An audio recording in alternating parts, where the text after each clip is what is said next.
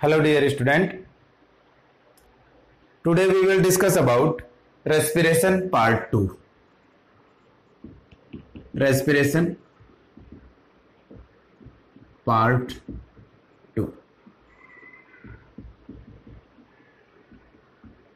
देखिए हमने इससे पहले के लेक्चर में डिस्कस किया था कि रेस्पिरेशन क्या होता है, यूपनिया क्या होता है, टाइडल वॉल्यूम क्या होता है, नॉर्मल रेस्पिरेशन कैसे एग्जर्ट होता है, रेस्पिरेटरी सेंटर कौन होते हैं, कौन कौन से रेस्पिरेटरी सेंटर रेगुलेट करते हैं, और एग्जाम में क्वेश्चन आए तो कैसे सॉल्व करना है। आज हम कुछ इंपॉर्टेंट टर्म्स के बारे में डिस्कस करेंगे जो एग्जाम में अक्सर पूछी जाती है और कंफ्यूजिंग भी बहुत ज्यादा है। तो शुरू करते हैं। फर्स्ट जो टर्म आती है वो है कुस्मोल्स रेस्पिरेशन। कुस्मोल्स रेस्पिरेशन, इसके बारे में थोड़ा डिस्कस करेंगे कि कुस्मोल रेस्पिरेशन क्या है। देखिए एक्चुअली हमको कंपैरेटिव स्टडी करनी है तो हमको दो तीन टर्म को एक साथ लेके चलना पड़ेगा समझने के लिए। तो पहला आता है आपका कुस्मोल्स रेस्पिरेशन, दूसरा जो हम डिस्कस करेंगे वो है काइनी स्टॉक रेस्पिरेशन। काइनेस्टॉक रेस्पिरेशन। और थर्ड थिंग जो हम डिस्कस करेंगे वो है बियॉट्स रेस्पिरेशन। ये तीन ऐसी कॉमन टर्म्स है, एबनॉर्मलिटीज है, जिनके बारे में बहुत एग्जाम में क्वेश्चन आए, कंफ्यूजिंग है। आज हम इनको क्लियर करेंगे। चलिए वन बाय वन शुरू करते हैं। फर्स्ट बात आती है कुस्मोल्स रेस्पिरेशन की। तो रेस्पिरेशन क्या होता है? Inspiration plus expiration known as respiration some gases exchange, जो हमने डिस्कस की थी कि टिश्यू लेवल पे क्या है, एल्वियोलाई लेवल पे क्या है, उससे आगे के लिए। अब देखिए यदि आपने ये वीडियो पहली बार देख रहे हैं तो इससे पहले का वीडियो है रेस्पिरेशन पार्ट 1, वो आप देखिए, इसका लिंक डिस्क्रिप्शन में दिया हुआ। उसके बाद इस वीडियो को देखिए तो क्लियर समझ में आएगा। देखिए कुस्मोल रेस्पिरेशन की जब भी बात आती है तो आपको एक चीज क्लियर कट दिमाग में आनी चाहिए कि कुस्मोल रेस्पिरेशन ओनली एंड ओनली जो देखने को मिलता है वो देखने को मिलता है metabolic acidosis. Metabolic acidosis, Kussmaul respiration seen in metabolic respiration. First जो टॉपिक को ध्यान रखना है, जो पॉइंट ध्यान रखना है वो है कि मेटाबॉलिक एसिडोसिस में ही देखने को मिलेगा। बहुत कारण है क्यों देखने को मिलेगा। तो देखिए जो लंग्स हैं वो एक बफर की तरह काम करते हैं। क्या करते हैं कि daily approximately 30,000 milliequivalent of carbonic acid daily बाहर निकालते हैं, expiration in the form of CO2 and H2। तो लंग्स रोजाना क्या कर रहे हैं? इंस्पिरेशन एंड एक्सपीरेशन कर रहे हैं। एक्सपीरेशन कर रहे हैं तो CO2 बाहर जा रही है, कार्बोनिक एसिड CO2 के रूप में बाहर जा रहा है। तो हम बोल सकते हैं कि लंग्स जब भी एक्सपीरेशन करते हैं तो एसिड का लॉस होता है। अब बात करें मेटाबॉलिक एसिडोसिस की, तो मेटाबॉलिक एसिडोसिस में ये तो है ही नहीं कि ये लंग्स की प्रॉब्लम की वजह से हुआ हो, ये तो प्रॉब्लम ही दूसरे सिस्टम की है, मेटाबॉलिक बफर की प्रॉब्लम है, मेटाबॉलिक कॉज है, उसकी वजह से हुआ है, तो मेटाबॉलिक एसिडोसिस बोला है। तो देखिए आपको एक बहुत फास्ट आइडिया दूं तो मान लीजिए कि बफर दो तरीके के होते हैं, बफर दो तरीके के होते हैं। देखिए फिर भी इसको समझने के लिए और मेरे को पीछे आना पड़ेगा। तो देख हमारे ब्लड की जो पीएच होती है वो होती है 7.35 टू 7.45, पहले बात। अब पीएच ये नॉर्मली बनी रहे, इसके लिए बॉडी के अंदर कुछ ऑर्गन्स, केमिकल और सिस्टम काम करते हैं जिनको बोलते हैं बफर, जिनको बोलते हैं बफर। बफर्स के ऊपर बॉडी बफर करके अलग से वीडियो बनाया हुआ है, मेरे ही चैनल पे अवेलेबल है, लिंक भी मैं नीचे डाल दूंगा, आप उसको देख सकते हैं।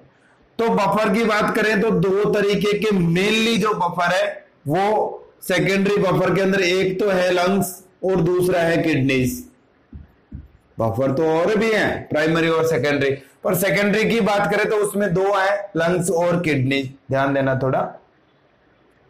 बात करें कि लंग्स क्या करते हैं, एसिड का लॉस कराते हैं। भाई कैसे करा सकते हैं एसिड का loss? Respiration rate and depth, daily expiration होता रहता है, रेट और डेप्थ यदि इंक्रीज हो जाए तो एसिड का लॉस होता है। दूसरा किडनी है, वो भी हाइड्रोजन आयन और एसिड का लॉस कराती है जनरली। अब बफर का मतलब ये नहीं है कि लॉस ही कराना, जरूरत पड़े तो उसको रीएब्जॉर्प्शन भी करा सकता है। इसलिए हम बात करें कि दोबारा एक बार रिगेन करते हैं कि पीएच 7.35 टू 45 होती है, ये इतनी ही बनी रहे, इसके लिए कुछ ऑर्गन, कुछ केमिकल काम करते हैं जिसको बोलते हैं बफर्स। और उसमें भी प्राइमरी और सेकेंडरी, उसके अंदर से सेकेंडरी में है lungs and kidneys. Lungs respiration rate के थ्रू, डेप्थ के थ्रू, और किडनीज यूरिन के थ्रू आपके एसिड बेस को मेंटेन करती है, पीएच को नॉर्मल बनाने में हेल्प करती है। एक चीज और सोचिएगा, मैं बात करूं कि ये जो किडनी की वजह से जो प्रॉब्लम हो रही है, ये एक मेटाबॉलिक कॉज है, चाहे वो एसिडोसिस हो चाहे एल्केलोसिस, मेटाबॉलिक होगा। और जो लंग्स की वजह से हो रही है वो रेस्पिरेटरी, चाहे वो एसिडोसिस हो चाहे एल्केलोसिस। देखिए एसिडोसिस, एल्केलोसिस, बफर, ये अलग से पढ़ाया हुआ है, मैं आपको फिर याद दिला रहा हूं, आप चैनल पे जाइए और जो वीडियोज हैं इससे रिलेटेड हो देखिए। मैं आपको बहुत शॉर्ट में क्लू कर रहा हूं या रेशनलाइज कर रहा हूं कि आप उस चीज को समझ पाए। लंग्स को रेस्पिरेटरी बोला, किडनी को मेटाबॉलिक। अब लंग्स की वजह से कोई यदि एसिडोसिस या एल्केलोसिस होगा उसको रेस्पिरेटरी एसिडोसिस या एल्केलोसिस बोल देंगे, जबकि किडनी या और कोई भी मेटाबॉलिज्म की वजह से होगा उसको मेटाबॉलिक बोल देंगे। दूसरी बात, बफर का मतलब है मेंटेन करना, एक दूसरे को सपोर्ट करना। तो जब भी मेटाबॉलिक कॉज होगा तो रेस्पिरेटरी बफर सब सपोर्ट करेगा, उसको मैनेज करने में हेल्प करेगा। और जब भी रेस्पिरेटरी प्रॉब्लम होगा तो ये मेटाबॉलिक बफर है जो किडनी से रिलेटेड है, मेटाबॉलिज्म से है, ये इसमें हेल्प करेगा। ये क्लियर कट मान लीजिए आप। अब हम बात करें कि यहां हमने देखा सीन इन मेटाबॉलिक एसिडोसिस, देखिए लिखा Kussmaul respiration seen in metabolic acidosis. क्या मतलब हुआ कि मेटाबॉलिक एसिडोसिस का मतलब है इसकी वजह से, मेटाबॉलिज्म की वजह से एसिड बॉडी के अंदर ज्यादा बन गए या बाहर नहीं जा पाए, इसकी वजह से मेटाबॉलिक एसिडोसिस हुआ मरीज को। तो इसको सपोर्ट करने के लिए तो यही बफर है हमारे पास, कौन सा? रेस्पिरेटरी बफर है। एसिडोसिस हुआ है, एसिड बॉडी के अंदर ज्यादा हुए हैं, तो क्या होना चाहिए? लंग्स ज्यादा एसिड को बाहर निकाल देने चाहिए, तो मैनेज होगा कि नहीं होगा? बॉडी के अंदर एसिड बढ़े, एसिडोसिस बोला। मेटाबॉलिक कोज की वजह से बढ़े, मेटाबॉलिक एसिडोसिस बोला। अब लंग्स एज ए बफर या बीइंग ए बफर कैसे काम कर सकता है? तो लंग्स तो एक ही काम कर सकता है कि वैसे भी CO2 को बाहर निकाल रहा था, एसिड को बाहर निकाल रहा था। अब क्या कर सकता है कि ज्यादा रेस्पिरेशन रेट बढ़ा दे, ज्यादा डेप्थ कर दे, तो ज्यादा एसिड को बाहर निकाल सकता है।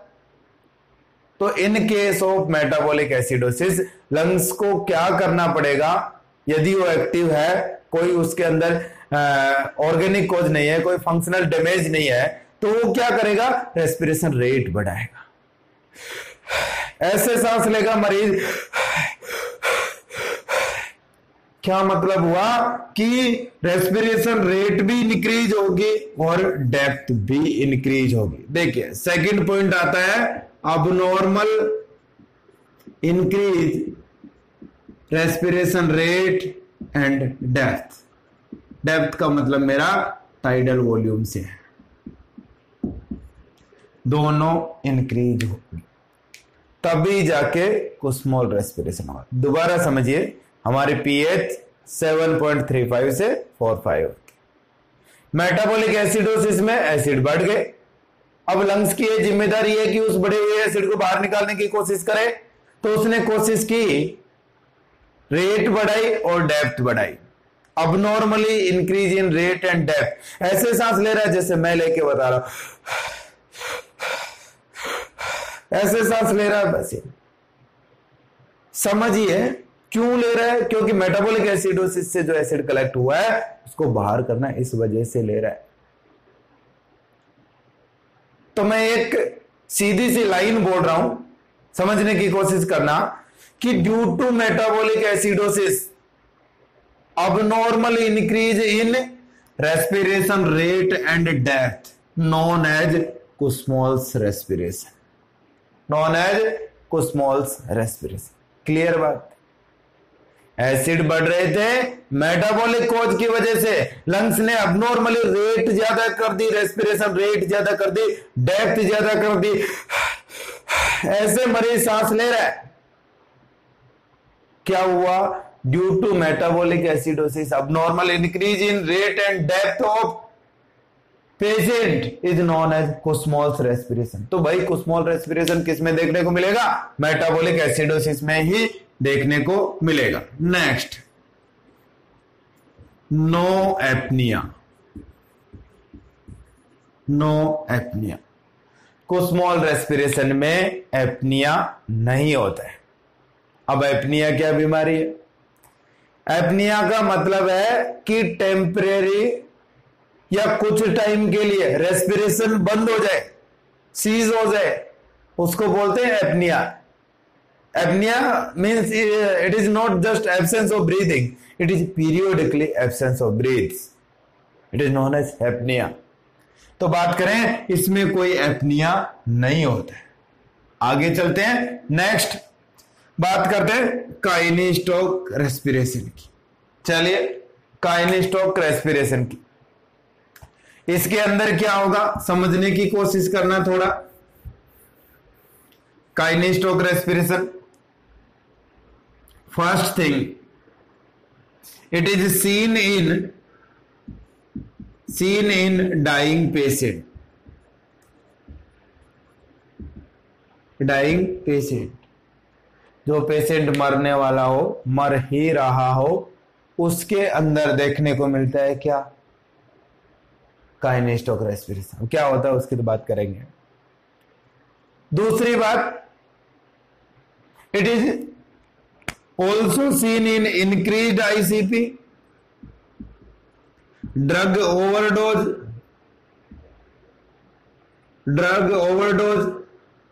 Liver failure. इस तरह की चीजों में देखने को मिलता है काइनेस्टोक रेस्पिरेशन।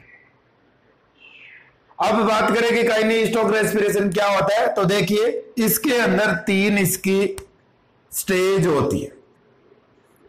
स्टेज की बात करें तो इसकी 3 स्टेज होती है। ये देखिए, फर्स्ट स्टेज जो इसकी है वो है इनिशियल स्टेज, नाम है उसका इनिशियल स्टेज। जो दूसरी स्टेज है उसका नाम है लेटर स्टेज, और जो ये स्टेज है इसका नाम है last stage of apnoea. Stage of apnoea, ध्यान देना थोड़ा। इनिशियल स्टेज की बात करें कि इनिशियल स्टेज में क्या होता है, तो देखिए कीवर्ड्स में लिख रहा हूं यहां पे, gradually increase in respiration rate and depth, ये देखने को मिलता है किसके अंदर? Initial stage. दूसरी भाई लेटर स्टेज में क्या होता है, इसके अंदर होता है gradually decrease in respiration rate and death. और जो लास्ट स्टेज है, थर्ड स्टेज है, इसके अंदर क्या होता है? तो इसके अंदर होता है साइक्लिक एपनिया। साइक्लिक एपनिया, ये नाम बहुत कुछ कह रहा है। साइक्लिक, साइक्लिक का मतलब है, एपनिया का मतलब सीजेशन ऑफ ब्रीथ, सांस लेना बंद हो गया, वो एपनिया। साइक्लिक एपनिया का मतलब एक पूरी साइकिल के बाद, फिक्स साइकिल के बाद एपनिया हो, फिर साइकिल रिपीट की जाए, फिर एपनिया हो, उसको क्या बोलते हैं? Cyclic apnoea.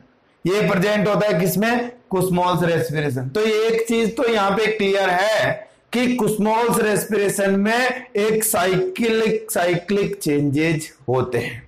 और ये साइकिल जो होती है कुसमोल रेस्पिरेशन वाली, ये होती है 30 सेकेंड टू 2 मिनट की, इतनी हो सकती है। 30 सेकेंड से 2 मिनट की ये साइकिल हो सकती है। दोबारा रिज्यूम करते हैं। काइनेस्टोक रेस्पिरेशन 30 सेकेंड से 2 सेकेंड की साइकिल होती है। इसके अंदर 3 स्टेज होती है, initial stage, later stage and stage of apnoea. Initial stage में ग्रेजुअली इंक्रीज होती है रेस्पिरेशन रेट एंड डेप्थ में, पहले थोड़ा ज्यादा, फिर सांस लेगा, फिर लेगा, अभी मैं और क्लियर करूंगा।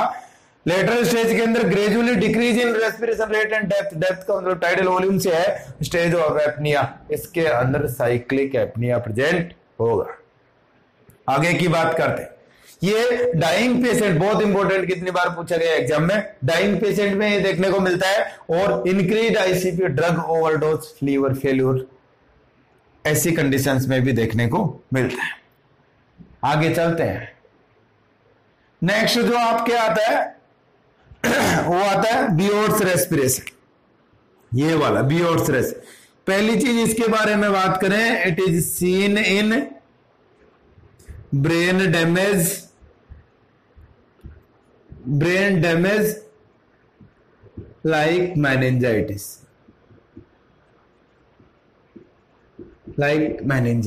पहली बात। इसके अंदर क्या होता है? Abnormal variation in respiration rate, depth, और जो थर्ड पॉइंट होता है वो होता है एसाइक्लिक एपनिया। तीनों को कंपैरेटिव स्टडी करते हैं कि क्या होता होगा इसके अंदर। देखिए, समझने की कोशिश करना, हम एक ग्राफ से इन सबको पढ़ेंगे। कुसमोल रेस्पिरेशन की पहले बात करते हैं कि कुसमोल रेस्पिरेशन में क्या हुआ था। पहली बात, मेटाबॉलिक एसिडोसिस में देखने को मिलता है। मेटाबॉलिक एसिडोसिस में ही क्यों देखने को मिलता है? क्योंकि हमको एसिड को एक्सक्रीट करना है, और जो मेटाबॉलिक प्रॉब्लम से हुआ था उसको लंग्स के थ्रू एक्सक्रीट करना है, इसीलिए मेटाबॉलिक एसिडोसिस में वाली कंडीशन में देखने को मिलता है। दूसरी, abnormal increase in rate and depth. Abnormally ऐसे पेशेंट सांस लेने लग जाता है। Abnormal increase in rate and depth, दोनों, रेट भी ज्यादा, डेप्थ भी ज्यादा। दूसरी बात क्या है? नो एपनिया, कोई एपनिया इसके अंदर देखने को नहीं मिलता है। ग्राफ बना के देखते हैं, समझिए ग्राफ में कैसे प्रेजेंटेशन होगा थोड़ा। ये देखिए, मान लीजिए ये ग्राफ हम बना रहे हैं, इधर रखते हैं वॉल्यूम, इधर रखते हैं टाइम।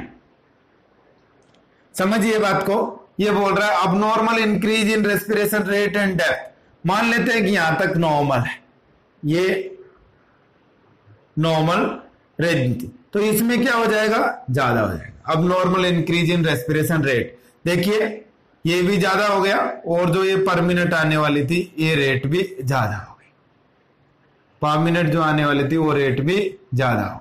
अब normal increase in rate and depth, इसको समझने की कोशिश करते कुसमोल्स रेस्पिरेशन को, तो इसका ग्राफ लेंगे इधर, कुसमोल्स रेस्पिरेशन टाइप 2 वाले से। देखिए, समझने की कोशिश करना ग्राफ के बिहार पे कि ये मान लीजिए ये वैसे इधर वॉल्यूम है, इधर टाइम है, वॉल्यूम है, इधर टाइम। वॉल्यूम का मतलब टाइडल वॉल्यूम से। क्या बोला इसमें, इनिशियल स्टेज में क्या होगा, gradually increase in rate and depth, ये देखने को मिलेगा। तो हम बात करते हैं ग्राफ में कैसा प्रेजेंटेशन आएगा। देखिए, ये देखिए इनिशियल स्टेज में इनके बीच में गैप ज्यादा है, टाइडल वॉल्यूम कम है, मतलब रेट भी कम है, टाइडल वॉल्यूम भी कम है। अब देखिए ये बढ़ता जा रहा है, टाइडल वॉल्यूम बढ़ता जा रहा है और इनके बीच में गैप कम होता जा रहा है, मतलब रेट ज्यादा होती जा रही है और टाइडल वॉल्यूम भी ज्यादा होता है। समझिए, देखिए इधर से मान लीजिए यहां तक 3 सेकंड हुए, 3 सेकंड में 3 बार सांस लिया, इधर से 2 सेकंड में ही 3 बार ले लिया। इसका मतलब है कि टाइम के हिसाब से रेट बढ़ती जा रही है। और इधर की बात करें तो टाइम के हिसाब से वॉल्यूम बढ़ता जा रहा है, वॉल्यूम इंक्रीज हो रहा है, टाइडल वॉल्यूम इंक्रीज हो रहा है। एक चीज कंप्लीट की, gradually increase respiration rate and depth. देखिए gradually increase respiration rate and depth. Second stage आती है कौन सी, gradually decrease in respiration rate and depth.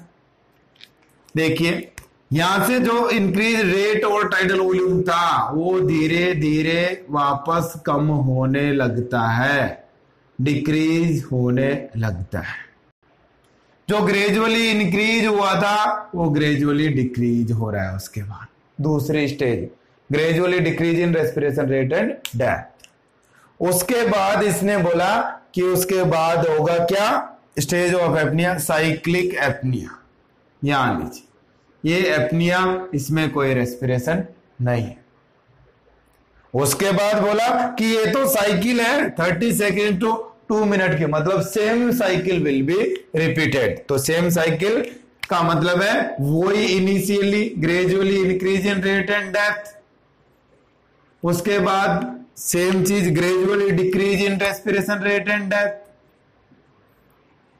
उसके बाद साइक्लिक एपनिया। साइक्लिक एपनिया ये फर्स्ट स्टेज, ये सेकंड स्टेज और ये थर्ड स्टेज। क्लियर कि कुसमोल्स रेस्पिरेशन क्या होता है। अब मैं करके बताता हूं। कुसमोल्स रेस्पिरेशन ये वाला है जो ऊपर वाला बताया, जो अभी डिस्कस किया है वो काइनेस्टोक रेस्पिरेशन है। सॉरी फॉर कुसमोल कैसे होगा, किडनी फेल्यूर वाला पेशेंट देखना, डायबिटिक कीटोएसिडोसिस वाला, उसमें देखने को मिले।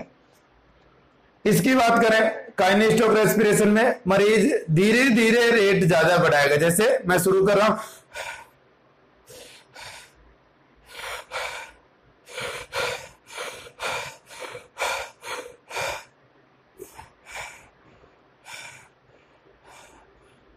और बंद, धीरे धीरे रेट ज्यादा, डेप्थ ज्यादा, और क्लाइमेक्स तक पहुंचने के बाद फिर रेट कम, डेप्थ कम, और उसके बाद में स्टॉप। Same cycle repeated. ये कौन सा है, काइनेटिक स्टॉक रेस्पिरेशन। ध्यान रखना डाइंग पेशेंट में देखने को मिलता है, कितनी बार पीजीआई में क्वेश्चन आया। नेक्स्ट आता है आपका बियोट्स रेस्पिरेशन। बियोट्स रेस्पिरेशन की भी क्लियर बात थी कि seen in brain damage like meningitis. चलो ठीक है। दूसरा लिखा abnormal variation in respiration rate and depth. इसका मतलब क्या है, वेरिएशन का मतलब चेंजेस से है, अब नॉर्मल चेंजेज हो जाए रेट एंड डेप्थ, मतलब क्लियर नहीं किया कि इंक्रीज होगी या डिक्रीज होगी। इंक्रीज भी हो सकती है और डिक्रीज भी हो सकती है। तो रेट ज्यादा भी हो सकता है, कम भी हो सकता है, टाइडल वॉल्यूम कम भी हो सकता है, ज्यादा हो सकता है। एक और देखिए आप, इसने बोला कि एसाइक्लिक एपनिया, मतलब बीच बीच में रेस्पिरेशन विदाउट होगी, सीजेशन होगा, पर वो कोई साइकिल के रूप में नहीं होगी। क्या होगा वहां पे, एसाइक्लिक एपनिया, कहीं पे भी विदहोल्ड हो सकती है। इधर बना लेते हैं इसका ग्राफ। देखिए ये देखिए यहां पे वही अबनॉर्मल वेरिएशन, ठीक है। ये मान लीजिए कम हो, ये ज्यादा था कम हो गया, एपनिया हो गया, फिर ज्यादा कम हुआ, फिर एपनिया हो गया, फिर एक बार ये आया, फिर एपनिया हो गया, फिर ज्यादा हुआ कम हुआ, ज्यादा हुआ कम हुआ, एपनिया हो गया। कहीं पे भी अबनॉर्मल वेरिएशन, कहीं पे भी एपनिया हो जाए, कहीं पे भी रेस्पिरेशन रेट ज्यादा हो जाए, कभी भी डिक्रीज हो जाए, इसको क्या बोलेंगे, बियोट्स रेस्पिरेशन। तो हमने आज 3 चीजें डिस्कस की। कुसमोल रेस्पिरेशन, मेटाबॉलिक एसिडोसिस में abnormal increase in respiration rate and depth due to metabolic acidosis. दूसरी बात, Cheyne Stokes respiration, gradual stage first gradually increase respiration rate and depth, stage second gradually decrease in respiration rate, after that apnoea, and same cycle will be repeated आफ्टर a definite time, and that time is 30 seconds to 2 minutes. Last one is Biot's respiration, brain damage, abnormal variation in rate and depth, and acyclic apnea. Point ध्यान रखना, कीजिए question इसके। मैं बोलता हूं, बताइए इनमें से किनमें से कुस्मोल रेस्पिरेशन, काइनेस्टोक एंड बियोट्स रेस्पिरेशन, इनमें से किसमें साइक्लिक एपनिया देखने को मिलता है? तो आपका ध्यान सीधा जाना चाहिए किसमें, काइनेस्टोक रेस्पिरेशन में साइक्लिक एपनिया देखने को मिलता है, बाकी किसी में देखने को नहीं मिलता। बात करें कि इनमें से तीनों में से किसमें, कौन सी कंडीशन में एपनिया देखने को नहीं मिलता है, एपनिया एब्सेंस होता है, तो कुस्मोल रेस्पिरेशन में एपनिया एब्सेंस होता है, क्योंकि इन दोनों में तो एपनिया क्या है, प्रेजेंट है, काइनिक में तो साइक्लिक और इसमें असाइक्लिक। नेक्स्ट बात करें कि इनमें से किसमें एसाइक्लिक एपनिया प्रेजेंट है, तो एसाइक्लिक एपनिया किसके अंदर प्रेजेंट है, बायोट्स रेस्पिरेशन। ये तो सिंपल क्वेश्चंस है।